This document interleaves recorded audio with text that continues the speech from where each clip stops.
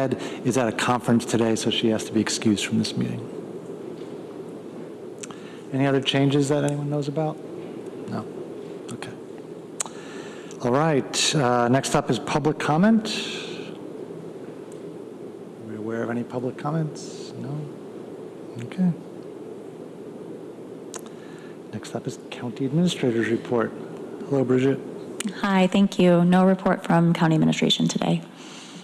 All right. I can report that I just came from the parking lot and the offensive vegetation has been cleared from the sidewalks. There's my update. I don't know if that belongs in this committee or not. All right. Well, next up is our presentation, Tompkins County Food Distribution Network.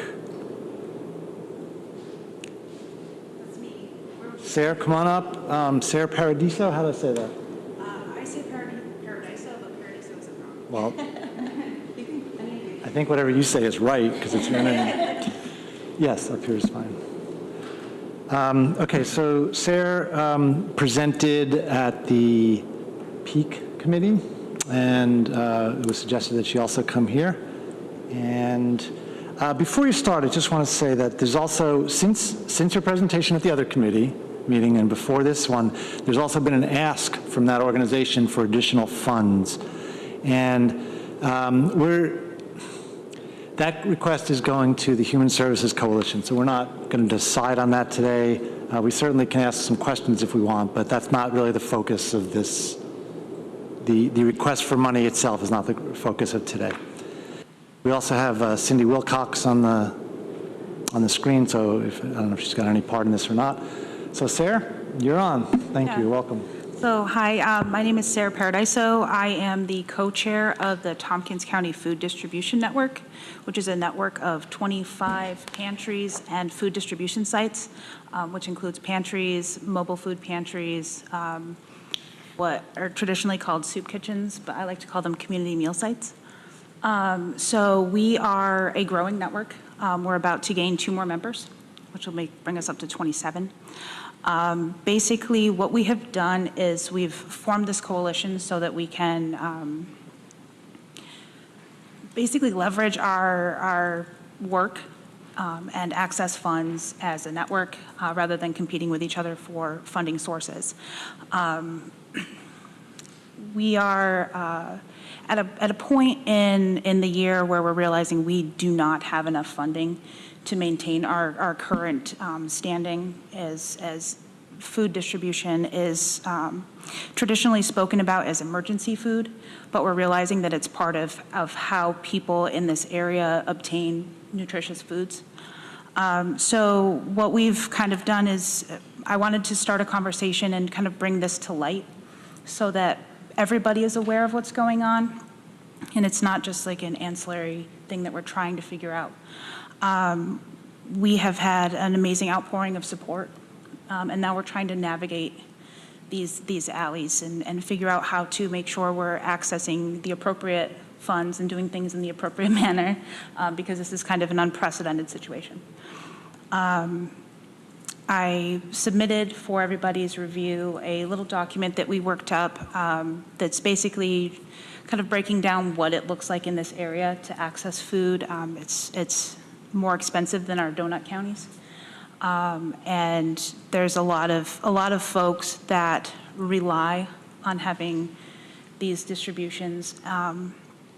So at this moment, we're trying to figure out how to most effectively operate as a coalition, as a network, and we're we're all kind of new at this, right? This is a volunteer-run kind of network of people. There's very few of us that get paid to do what we do. I'm fortunate enough to be employed at TC3, and I run the pantry at TC3, and then I'm given leave to come and do these things because it's important to our community that we help others access food and use the tools that are at our disposal. So realistically, I know that you mentioned that we're going through a different channel at this point for the funding, and I'm very excited about that. I actually started the application this morning. I'm working on it. But I just wanted to make sure that I came today, mainly because I was asked to come, because there had some questions, and I want to make sure that those are answered. But also, just the more times I can say these words, the more likely they are to be heard. And I want to make sure that all of my neighbors have food on their table in the evening. But I will gladly answer any questions that you have, or if you need me to clarify anything in the document that I submitted.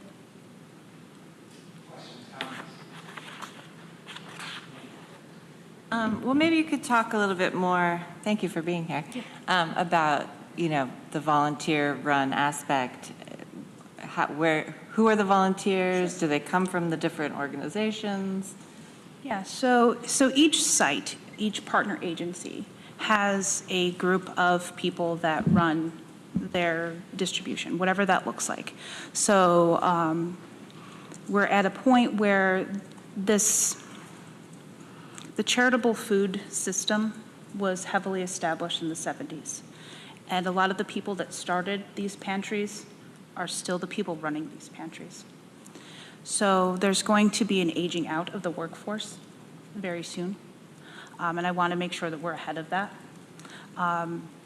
So each pantry or partner has their own little infrastructure that we're hoping to kind of nail down and make sure we have a firmer understanding of, so that we can help them move forward with what their workforce progression looks like. I believe that we have a couple different ideas of how we can move this forward, but I do believe that it'll be something that we'll need an actual study on. I don't think we can just say, oh yes, this will go and this will work. I do think we need to look into this and do this right. I don't want to take anybody's volunteer job. I think that would be a huge disservice to these wonderful people that have been doing this forever. But I think that volunteerism as a whole, as part of our culture, is kind of falling by the wayside. It's just not something people have the ability to do in the financial situations, in their life situations. It's just not something people can do anymore. So we have a lot of people in their 70s and 80s running pantries. It's hard work, it's a lot of physical labor. And then it's also emotional labor. You pay a passion tax to do this work. And that's, I think, the most polite way to say it. It's very difficult and emotional. And then like I said before, I'm fortunate enough that my position at the college allows me to do this stuff.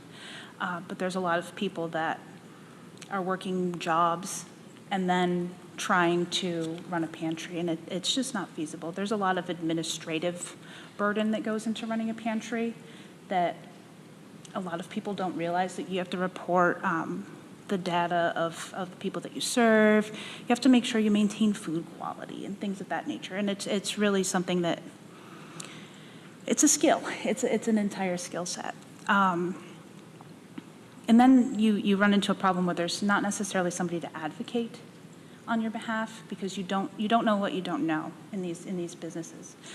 So you're trying to figure out how to navigate these different alleys, to figure out how to find funding and make sure you're doing things the right way and the most ethical way, and you don't have anybody to advocate for you because you're a volunteer and you're working a job, and it's not your top priority.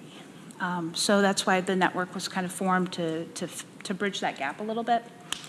So that's the basics of it. And then there is a few people, myself, Captain Stacy at the Salvation Army. We do this as part of our job.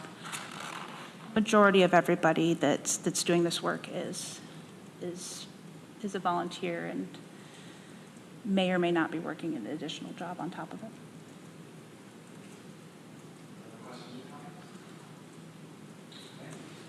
Yeah, Sarah, thanks for being here.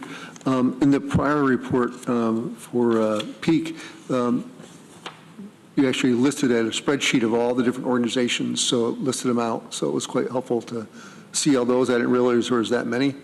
And then you're adding 2 more, said make it like 27, I think. Is that what it'd be? One thing that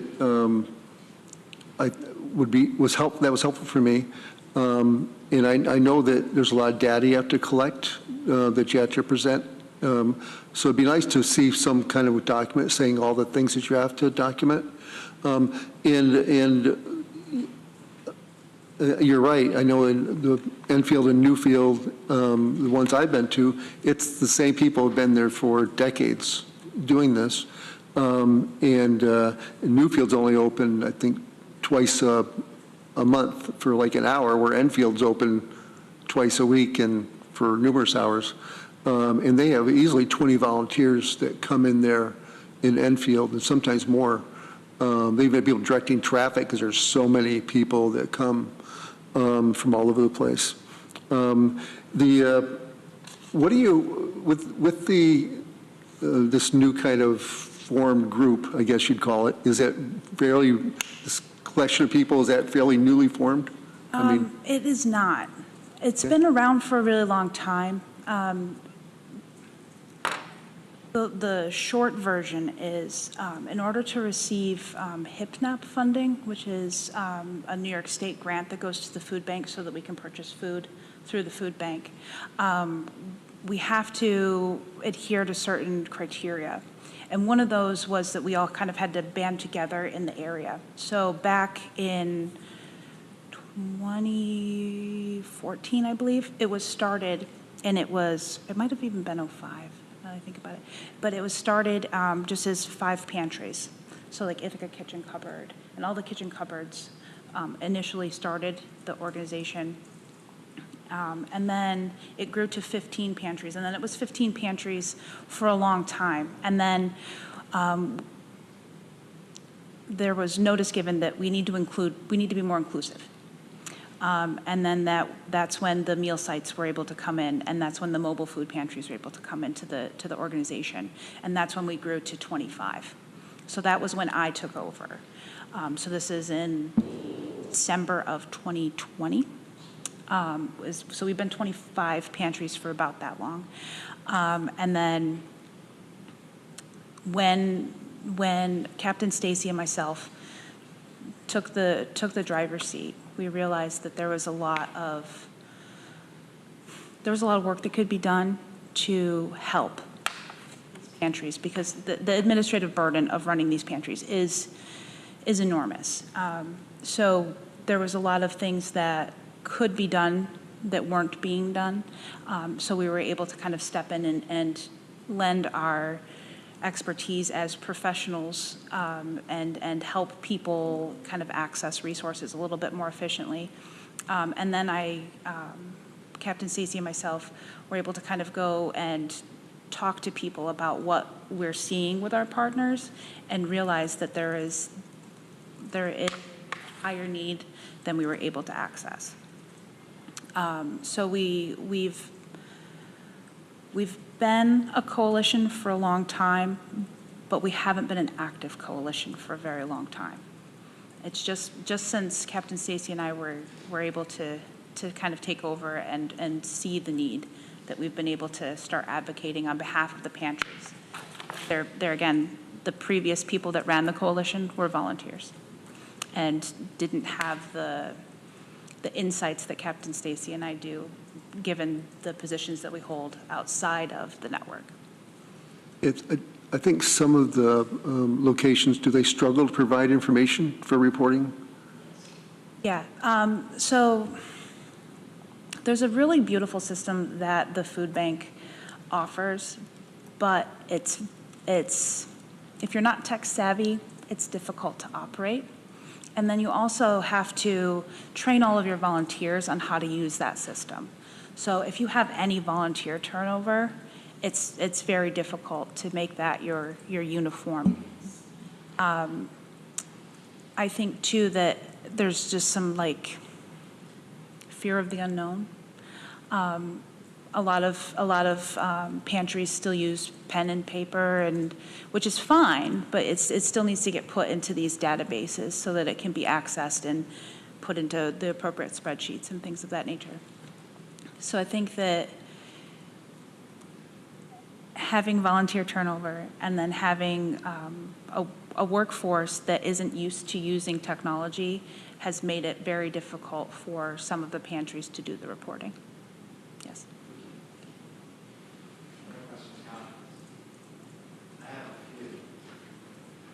So Sarah, if you don't mind, if you could move your microphone a little more central. You're Yeah, mostly sorry. being picked up, but thank you. So yeah, I wanted to first ask a little more about the organization itself. Are you a 501c3?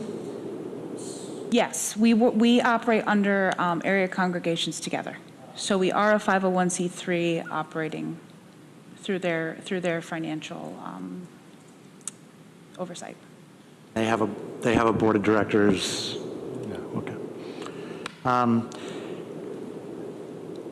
I mean, is it fair to say that the increased need you're seeing is purely just there are more people looking for food? Is it kind of as simple as that? I do believe so. I think that COVID-19 kind of exacerbated an already strenuous system. And there's just a lot of people that need a little bit of help. So, and I assume that's part of the data collection that's happened. Are you able, I don't mean right now, but are you able to provide some kind of little graph or something that shows? If I can't, the food bank, I believe, can. That might be a good visual Yeah. to tell the story.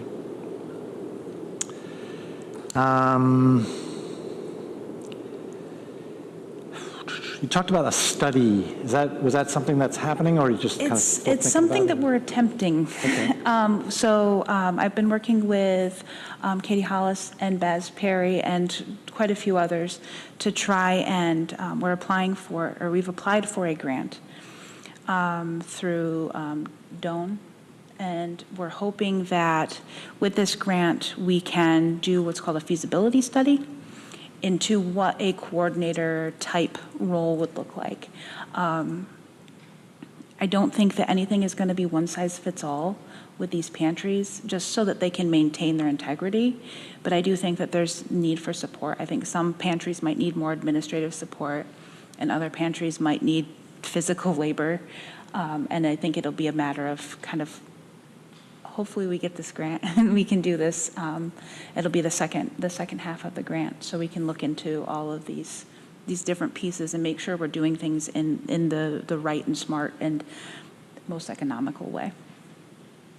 Would you say that the intention of the grant, at least perhaps, is to end up with somebody that's paid that's overseeing things, or?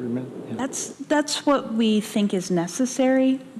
There again, we want to make sure we do the research and do it the right way, but I wholeheartedly believe that there is a need for somebody to be paid to do this and have the capacity to really do this well. I believe that it would need to be a person with a full-time position.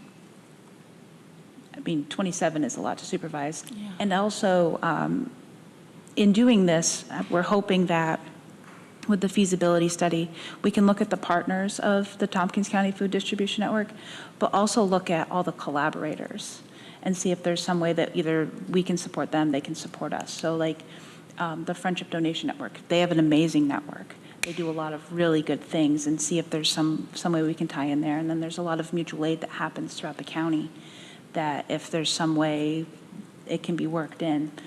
The partners of the Tompkins County Food Distribution Network have kind of been operating on this little island, and there's a lot of need for collaboration throughout the community, I believe.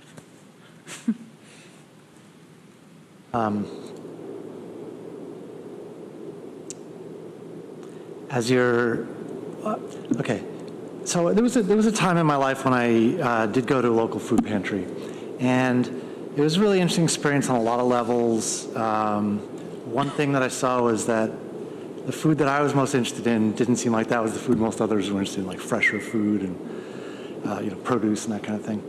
And what I experienced too is some number of people, I don't know what to say, some number of people were given food that they didn't use, like the go around the corner and I would see the stuff dumped.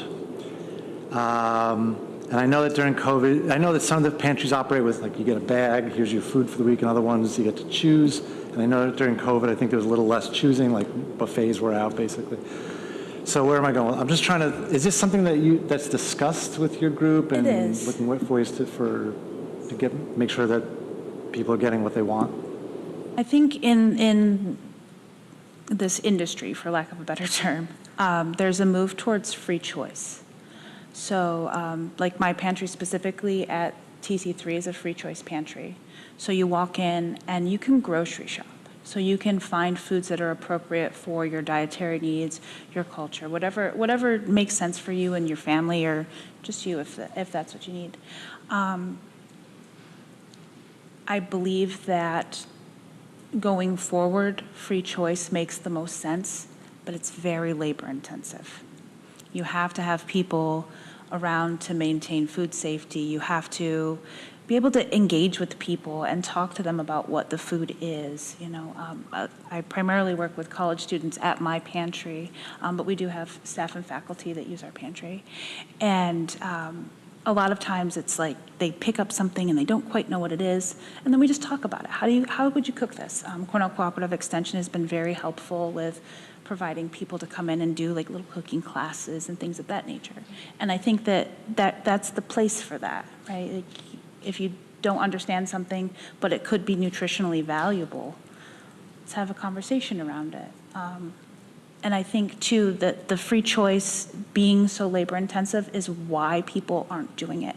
Nobody wants to give somebody food that's going to go to waste. They don't. But if I have 15 volunteers to come and establish all my boxes for one day of distribution, I can't set up free choice. I just don't have the space, I don't have the time, I just can't. But like with the way the Panther Pantry is run at TC3, it's set up like a store, and people have little shopping baskets, and they can come through and pick up what they need, and they just come to the checkout, and we talk about what they've purchased, and we grab some information for a data collection, and then they're on their merry. And it's beautiful, but it's very labor intensive. One last question. I know I said we're not really talking about your request, but I have just one question about it. Are you going to any other organizations asking for financial support? At the moment, no. Realistically, we're at a point where we really need to help these pantries that are struggling. And I feel like, and the network feels like, this is the appropriate place to ask for it. If we go to, some brotherhood organization, some fraternal organization, something of that nature, we might be able to get a little bit of funding, or they might offer to give us a food drive or something of that nature. It's a very small Band-Aid on this larger problem. Every partner can ask for themselves, but there again, it goes into that advocacy and the administrative issues of it. So we haven't as of yet, but we are looking into different grants and things of that nature. But there again, that's very labor intensive, and trying to get past this point where we can figure out how to make things more sustainable and more, I guess sustainable really is the word I need. I think starting here just makes sense. And if I'm wrong, please point me in the appropriate direction. But I think that this avenue is the appropriate one given the situation that we're in. Randy. Katie Hallis and Baz Perry, by the way, are on the Food Policy Council as well as Sarah from the Food Bank of the Southern Tier. And so that's where that conversation with you guys began. And part of the big reason also was the food cost is up 11% this year. And so that was a big dent in a lot of the budgets. I know Newfield and Enfield get donations from people, and they've been asking, but it's small dollars. I mean, $500 here, $1,000 there, maybe some donation of some product. I know some people are doing that as well. But on the product donation, does it have to go through some type of assessment if it's good quality food or okay to provide to people? Or There are guidelines around like dates and, best by, use by dates, things of that nature. And then obviously we can't take anything that's open at any of our places. And we have to follow basic food guidelines. So like we can't take any, like frozen foods. It's the food safety is in question at that point. And there again, it's awesome to get donations, but now we have 6 cans of peas and random things, and now we're trying to help feed a family of 6, let's say, right? Like, how do we move this food off the shelf in a non-free choice pantry? So yeah, like we have guidelines for taking donations, but it's a lot more bang for our buck if we go through the food bank, and we're able to purchase food through there. I know, Sarah, at the food bank, the Southern Tier, they're looking for more money, and they were trying to, and I think they didn't find much, but I know they've been searching, so. Amanda? We're not talking about the money, but but we are. So the funding that you're asking for that's going through the Human Services Coalition, what would that be used for? So that would go to the food bank to establish lines of credit for the pantries that are currently without any funding. And then kind of go from there, who we can help from that point. Okay. The food bank really is the most bang for our buck. It isn't always the highest quality food, and that's something that we're very fortunate that the food bank of the Southern Tier works very hard on, but it's still the best way to feed the most people. Comments or questions? Sarah, thank you very much. You're very welcome. All right, Thank you guys for having me. We'll be in touch through the Human Services Coalition Sounds good. and beyond. All right. Thank you. All right. As I mentioned at the beginning, the DSS Commissioner is at a conference today, so we're not going to have a resolution, and we're not going to have any report from that department. So we're going to move right on to the Department of Whole Health. So let me start this one. I was invited to a meeting last month about some of the issues, statewide issues that are happening with the early intervention program and the preschool program. These are some of the biggest programs that are run through our whole health department. And there are some issues that are affecting everybody all statewide. And what I told you was that I would report back to you, this committee, next month, meaning today, to tell you what I learned, but I thought better than that is to invite the people that actually know what's going on. So I think we have Brenda Crosby here and Deb Thomas from Whole Health.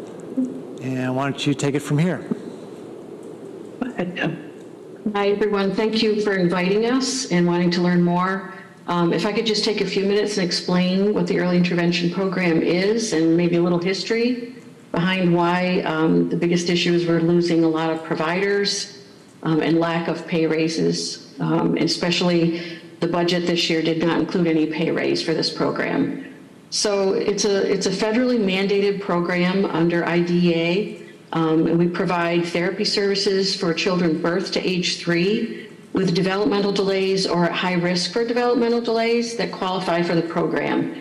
And we provide physical therapy, speech therapy, occupational therapy, special instruction teachers, therapists that specialize in hearing loss, vision loss, nutrition services, feeding services, and we even purchase some equipment for developmental delays and provide respite care.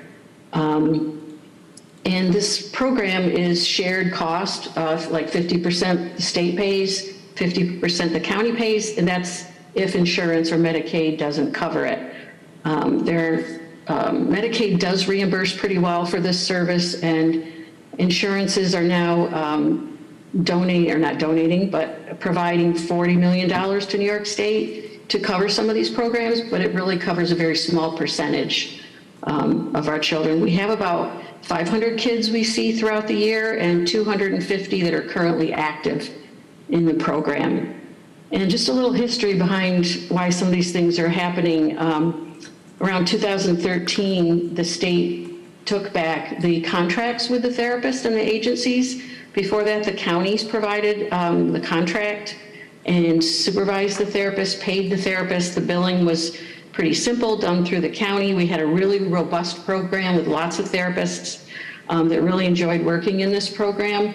It was a little bit of a nightmare for a couple of years with therapists not being paid or paid very little, had claims that were denied, stuck in insurance battles and Medicaid battles. That has really improved, and now the therapists do not have to bill insurance directly and can just bill the state fiscal agent. But since then, we have started seeing a lot of therapists leaving the program because of the billing and the lack of pay raises for the past 20 years. I did include a handout, history of EI pay raises. There was several years where there were no pay raises at all. There was one year when they took back money from therapists, a 5% decrease in their pay. And really since 2011 to 2019, there's been very little increase in pay. This past year, there was a 1% pay raise, which kind of felt like an insult to our providers. There has been a lot of advocacy work done this past year from the Children's Agenda, requesting an 11% pay raise for this program. It was presented to Governor Hochul for her budget. It did get through the state Senate and state legislature, but it was not included in her budget. Since then, we have seen more and more therapists leaving our program. We are seeing support from the new management at BEI for this pay raise, but it didn't go through. There was some money put into other early childhood programs that are all good programs, like Help Me Grow, Family Nurse Partnership, but they are not federally mandated programs like we are. I also included in the handouts a list that shows how many providers we had within the past 5 years, and we are down to having no social workers for our children. We are down to one teacher that only works part-time, and that's for 250 some kids in our program. Our wait lists are growing. I included a therapy needs list to show you what the wait lists look like. Some kids are waiting for months at a time. We have had a few kids that have actually waited a full year due to lack of providers. The other thing we're seeing is a higher acuity, especially since COVID, more kids with social-emotional needs, and we just don't have the therapists to cover it. This is going to show when kids go off to kindergarten and preschool, they're not going to be prepared. In our county indicators for this program, getting services started within 30 days, we were at like an 85% level in 2016. We're at 39% right now. And like I said, kids on long wait lists. It's statewide. There are some areas that are worse than we are because they have a larger population. I understand Monroe County has like 1,000 kids on wait lists. There have been some surveys done through NYSHO and our regional SAY network. There are surveys done with providers and agencies to find out the reasons why they're leaving this program, and the most common reason is because of lack of pay increases. They're also not paid for things like no-shows, cancellations. They're not paid for required meetings. So it's really turned into a crisis. Yeah, their rate is supposed to include mileage or cancellations, but it really doesn't. They have not kept up over the years with pay raises. So that's where we're at. There was 11% pay raise suggested, like I said, and it did not make it into Governor Hochul's budget. Okay, well, thank you for that grim assessment of the program. Are there any questions or comments? Randy? Yes, thank you very much. Trying to understand the pay structure a little bit, besides the fact that they haven't got raises in a long time. So right now, the state pays for half of what Medicaid doesn't pay? Is that what you're saying? Depending on what Medicaid pays for the session, they will take that rate, and then whatever's left over, the county and the state split the cost. Okay, and what, any idea of what that amount is currently for the county, or? Ballpark, I mean, Well, I know a Medicaid rate at this point is around $80, but the rate that the therapist is getting from the state is actually $68. So we could come up with more numbers if you give me specifics of what you want. We can get back to you with certain numbers. Yeah, I'm just trying to understand what the county's outlay is now, and, but I'll come back to you on that. Okay. Amanda? Just following up on that, that would be good to know. I think what you're asking is how much over a given year, whatever the county is paying towards this. Yeah, it would be good to have idea of that. Our budget for the services for early intervention is around $640,000 per year. And that's of county funds? Yes. Okay. Yeah, thank you. So you mentioned that you're losing staff. What's your idea? Is there a solution, or do we just throw our hands up, and what are your thoughts? Yeah, we've been trying to come up with some strategies to help the providers. And even though this is a home-based program, we're seeing quite a shift now with providers wanting to provide services in a community location so that they don't have to travel as much. So we have opened up 2 therapy rooms here at the health department. And we have some therapists that are booking that room for the day and seeing children here. It does rely on families having transportation to get here, but it has helped some. We did have teletherapy in place too during COVID. That has really dwindled down. Families are finding at this age, under 3, it's really hard to do teletherapy. There are some kids it does work great with, but it involves a lot of parent preparation and parent following through and trying to do what the therapist is asking them. We've also offered group sessions so that we can see more kids at one time with the therapist. That's really hard for therapists to put together. So we don't currently have any groups happening, but we did in the past. We did have a talk, Brenda and I spoke with Frank last week to try to strategize on what could we do. We're doing a lot of advertising on our social media, our website. We brought therapists in for the past couple of years. I've been interviewing therapists and hooking them up with the provider unit at the state level to sign a contract. They just don't tend to stay long. We also talked about what is the potential for possibly hiring our own therapists. And Frank had a really good question, is where would we be pulling that therapist from? And it's from the list of providers that we already have, most likely. And those therapists are already full with a big caseload. So we're just looking for ideas too on how do we bring more therapists into our county. We have had a relationship with Ithaca College.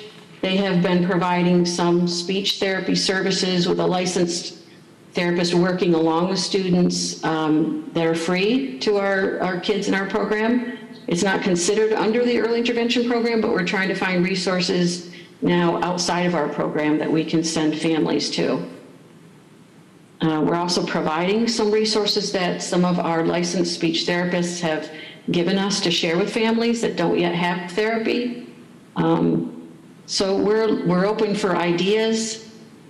we know it's quite a reach to hire our own therapists, and we would, one or two therapists really wouldn't cover the wait list that we are seeing. So we are open to ideas. Travis?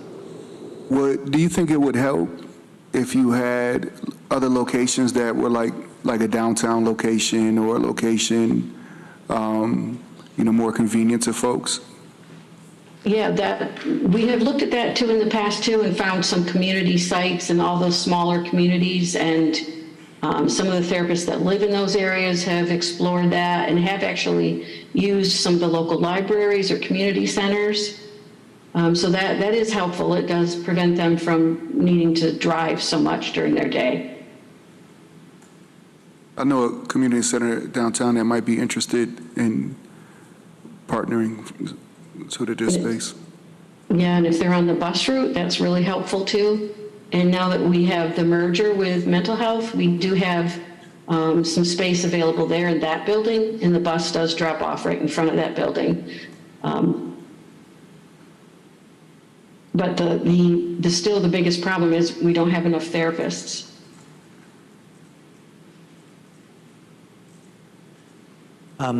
So I heard that idea discussed at that regional meeting I attended a little bit about hiring therapists to work for counties. And I just, I think it's worth exploring a little more. I know that our County Office for the Aging hired our own home health aide to address part of the wait list that they had. And like you said that, it'll probably just pull some of the therapists that are already in existence, and that may be true, but there might be people that are looking for a more, what do I want to say, not working for themselves, hired by somebody else on somebody else's payroll with defined hours, with defined benefits. I think it's worth exploring a little more if it would work with your program. Yeah, we are already considered an agency because we hire service coordinators. So we are already approved to hire therapists if that would be a direction we'd want to go. And we have had therapists voice that's definitely what they're looking for is more stability. Even if they work for an agency, they often have to purchase their own computers, their own cell phones, they're using their own vehicles, gas prices going higher. And like I said before, they don't get paid for no-shows or cancellations. Some agencies may pay for that, but most do not. Right, so if they worked for us, they would be paid for all those things. So Correct. I could see why that might be a benefit. We'd have a little more control over their schedule too, and maybe even be able to provide, therapy rooms here for them to bring kids in here. So it is a thought. It's a good strategy to look at. Something else I heard at that meeting was, so it sounded like the two biggest parts of the program, the two biggest shortages maybe are speech therapists and physical therapists. And, and at that meeting they were talking about a potential new classification of speech therapists, someone that wouldn't have to have quite as much education, et cetera, et cetera. So if that's something that the legislature could do to reinforce that message to Albany, if you think that that's a good idea, then please engage us on that. Yes. So what you're talking about is speech therapy assistants. So currently in New York State, they're not approved, but yes, there is a new movement right now, and I wasn't aware that they already have presented it to the state level. So it's something that they're thinking about.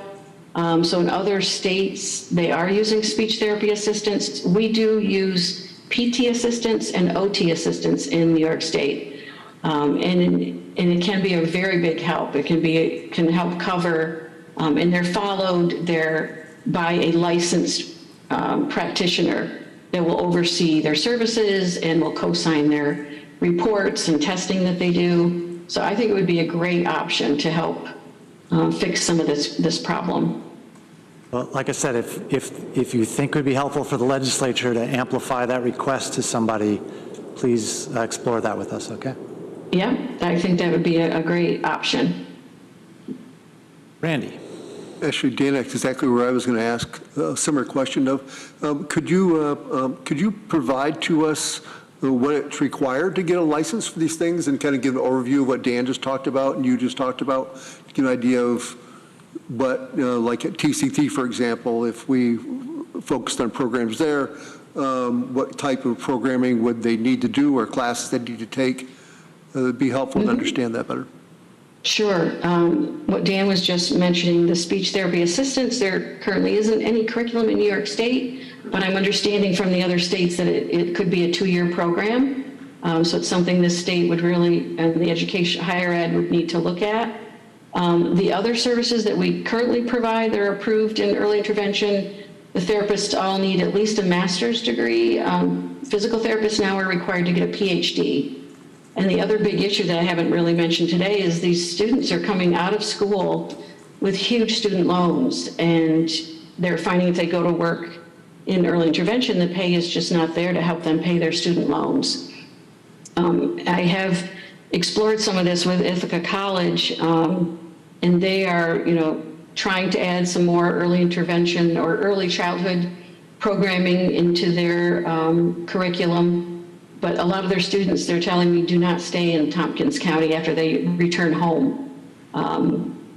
So there is a task force at the state level that is looking at the provider capacity issue. One of the things they're looking at is tuition reimbursement. They are looking at the pay raise too. They are also reducing the clinical hours that are needed for therapists to start working in this program. Most therapists have to have 1,300 hours working in this field before they're allowed to work independently.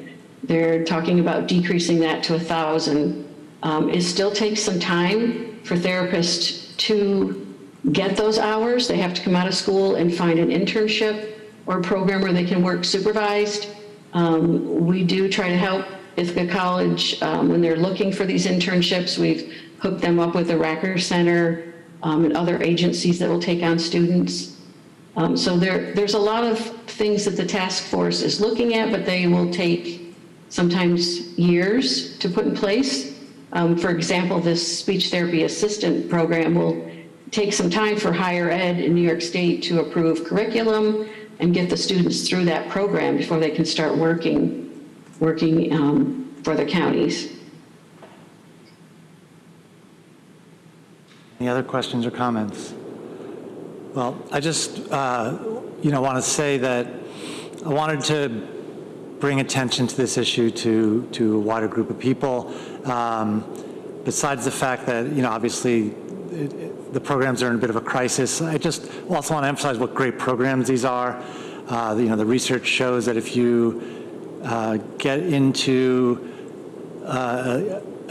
get working with a child when they're young, there's still like a lot of room for them to make up some of the gaps that they're experiencing, and that for parents who see that there's something going on with their kid, they may not know they can't figure out quite what it is or what to do about it. Programs like this can be a miracle, so I really hope that we can find a way to help.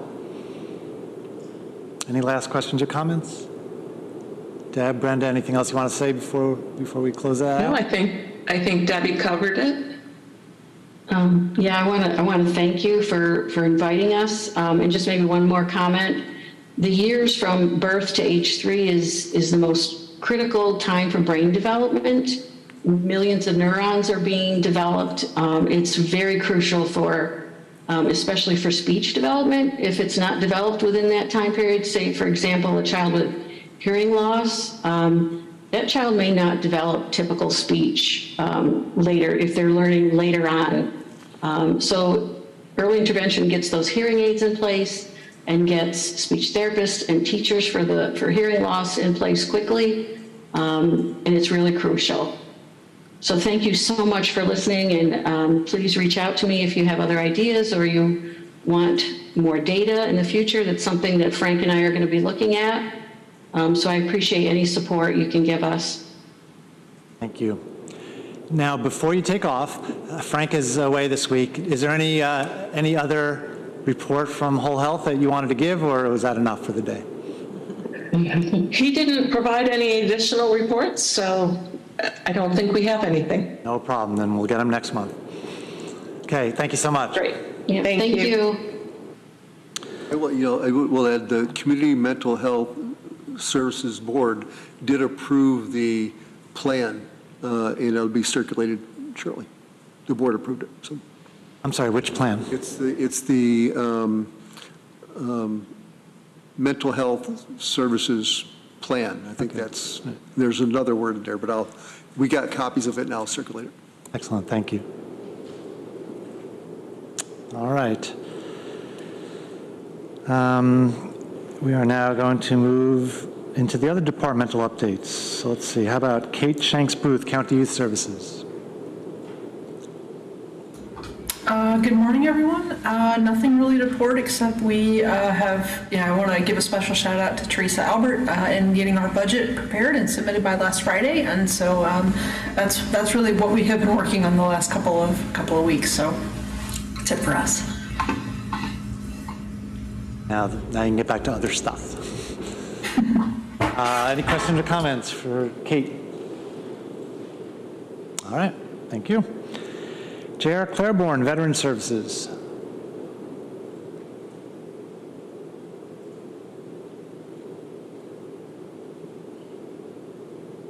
There we go. All right, good afternoon, everybody. Good afternoon. All right. Yes, I just have a couple of things. I just came last week from it's called the New York State Summit on Peer Mentor Programs for Military Veterans. This was something sponsored by the New York Health Foundation as well as the Institute for Veterans and Military Families at Syracuse University. And this was a 2-day conference that was, it focused on peer-to-peer activities, peer-to-peer programming. It's something that I want to be able to try and institute some of the activities here just to have our veterans community more involved. We've got a few things happening, but I think we got some ideas from there that'll expand that even more so. Also, speaking of peer-to-peer, yesterday I was able to help support a joint picnic cookout with Warrior Writers Tompkins, which I support that, I host that program here, but there's also a local civilian counterpart, which I just learned about here yesterday. It was really interesting. They operate similar to what Warrior Writers does, except that they are writing about events from a civilian's perspective that deal with either things dealing with the military or war, families, things like that. So we had about 20 people there, and it was just a good time to just people hang out, get to learn, meet each other, know each other, know about what we do. And related to that, which is on a more of a sad note, I don't know, those of you who may know Jim Murphy, he's actually, I'm in large part in this position because of his prompting me, but he was really a real veterans advocate, and he passed last month. And so they're going to have a celebration of his life this coming Saturday at the Unitarian Church. Jim was somebody he was tall in stature, but he was a giant amongst a lot of our veterans community just because he just had a huge heart and believed in our veterans just trying to do better for them. So that's the highlights for me. Thank you. Any questions or comments for JR? All right. Thank you, JR. All right. Thank you. Take care, everyone. Thank you. Next up, Ken Clark, Office of Human Rights. Good afternoon. I just have a pretty brief report today. Last Wednesday, we co-sponsored with the Office for the Aging an event that was focused on aging and human rights, in which Elizabeth Bergman, who's chair of IC's Gerontology Institute, gave a really excellent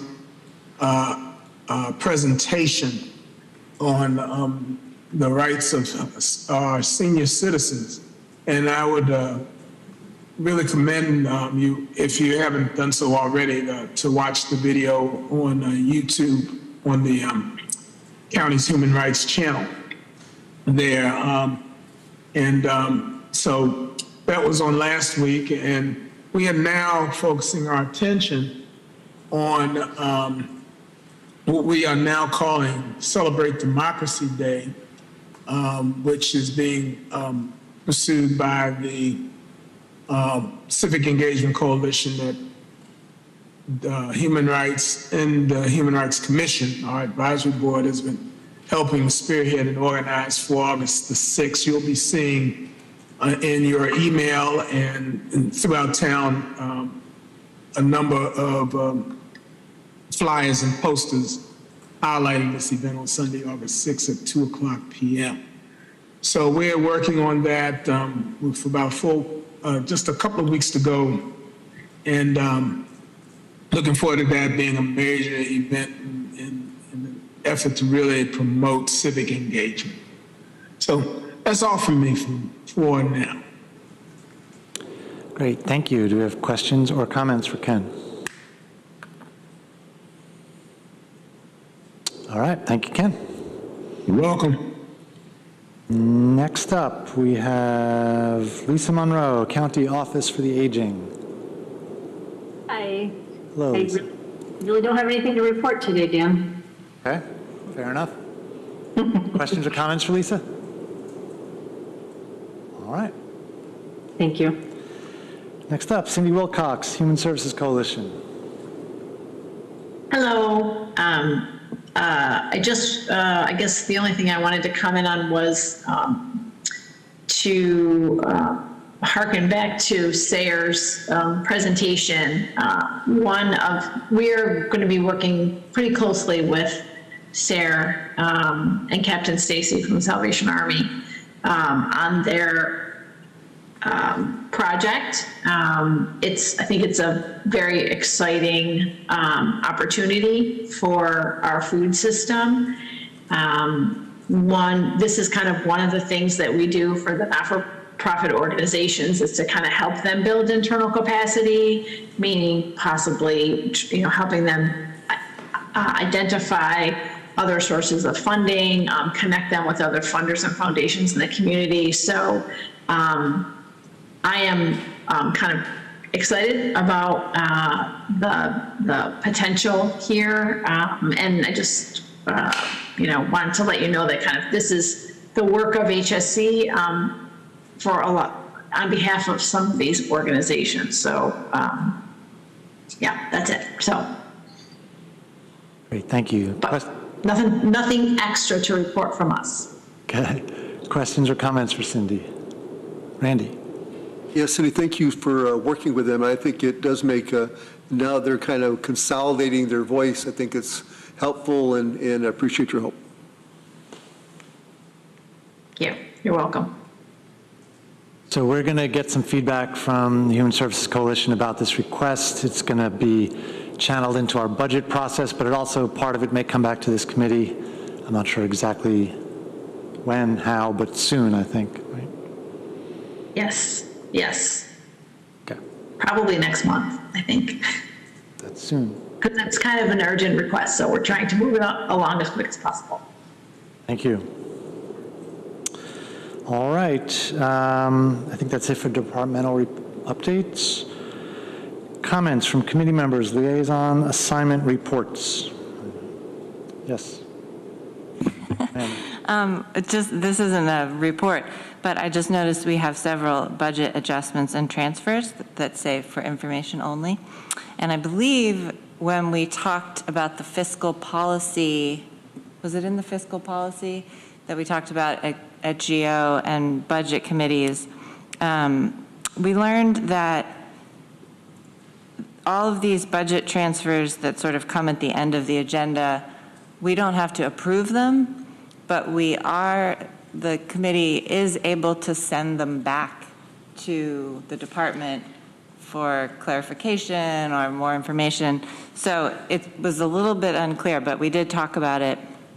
So it is for information only, but we can also, if you have questions or concerns, we can send it back to the department. So something I didn't know after all these years, just throwing it out there.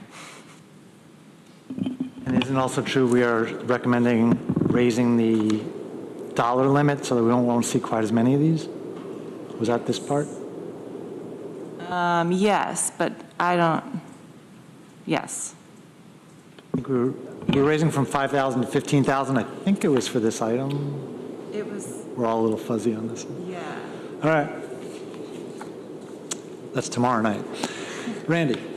The Cornell Crop Extension, we had our annual retreat on Saturday, and it was at the Arnett Forest. It was a little warm, but it was great. Susan was there as well. It was about 6 or 7 hours. It was from 10 o'clock till 3 o'clock. Yeah, it was great. And they were focused really on trying to understand what the community understands about Cornell Crop Extension and all the different programs, and whether or not we're really reaching people, and if we were reaching all the populations. You know, we talked about rural, we talked about city, urban, in all the different programs, and even the board members didn't understand what a lot of their programs did. So it was a good learning experience for us. The first half of first 3 hours was just board members, and then the staff came, administrative staff came in the afternoon, and we had a person who helped us. Do you remember her name? It was Mary Opperman, who former Vice President for Human Resources up at Cornell. She does a lot of these kinds of things. She did an excellent job of covering a lot of material. I mean, it was, from my perspective, it was an opportunity for CCE to do kind of an inventory of all the perceptions that have been created about cooperative extension, and it was wonderful to see what people think of, when they think of cooperative extension. Generally, it's 4-H, but the breadth and depth of the programs is pretty tremendous, covers a lot.